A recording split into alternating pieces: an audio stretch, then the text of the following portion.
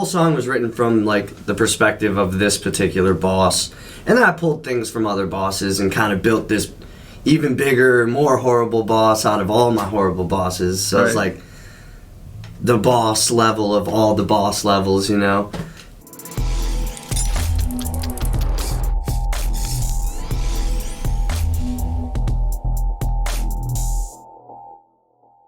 Bossman, kind of definitely a theatrical song for sure. And it's got a kind of a different meaning from the first time I listened to it. So kind of give everybody what went into you making this about what it's about.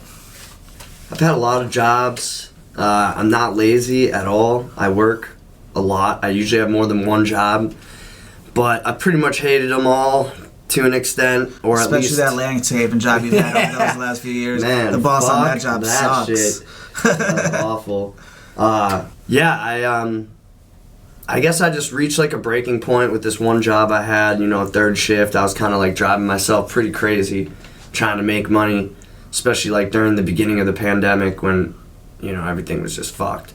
And I just got fed up because I just realized like how much the dudes kind of sucked that were, you know, that owned the place. And it just kind of kicked off a whole thing one night where I dipped out of work. I like said I was going to be right back, and then I just ended up not coming back. And I went home and wrote that song about, you know, basically these dudes were artists, and then now they're just kind of like these sellout shitheads. And I was like, man, fuck this boss, and ended up quitting. And so I started writing like a fuck my boss type of song, and then I was like, this could be a lot cooler if I wrote it from his perspective, and just to get out of my like, oh, you know, I'm crying because my fucking job sucks. It's like so few people like their jobs. I don't really want to bitch about that. It's like I work, I get my paycheck, I go home, I make music or whatever. The whole song was written from like the perspective of this particular boss, and then I pulled things from other bosses and kind of built this even bigger, more horrible boss out of all my horrible bosses. So it's like the boss level of all the boss levels, you know.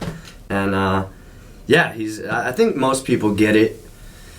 I was a little worried because I was like, I hope people don't think this is like me talking, you know, like I'm gonna sell out, I'm gonna sell drugs, all those lines. I was like, I don't want people to think that's from me. So that point is where I kicked it up a notch and was like, I'm just gonna make it ridiculous, like super, you know, I'm an evil piece of shit. My kids are ugly. My kids hate me. My wife hates me. And I was like, yeah, I like this character. I'm glad you mentioned that. This is my favorite line of it. Like, my kids are ugly. You're like, oh, that paints a beautiful picture. Like, for sure. Not only do they hate you, but like you know they're ugly. You made ugly babies. That's like every parent's like worst dream. Inside and out. And with that song, you had I forget her name, so fill me in on that one. But the lady that did the cover for that, Kimberly Townsend, man, she's an amazing musician in general. But y'all should follow that. There's the glare at. Follow her, show her some love.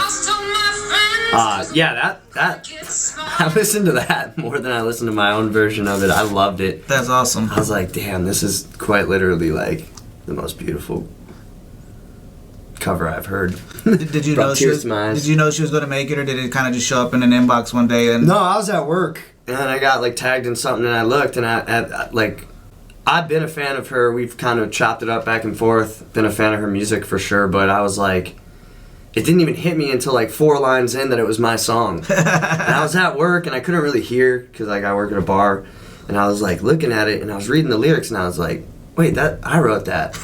And then I went home and listened and I was like, dude, that is beautiful. Yeah. That's awesome. I couldn't give her enough praise for that. It was awesome. I really want a full version. Right. I'm like, hey, I could kick some money, go to the studio, record that. That'd be sweet. Have her come and, you know, you and Ty-C and her. That would be sick. Put a cool blend together. Yeah, we've talked about. We've shot the idea of doing a song together. We're just kind of waiting. She's super talented. She's like She speaks multiple languages. I barely speak English, so like, I got to get on a little bit. You know, I got to stack my skills before I go in with her. I think she's got work cut out for me. Right.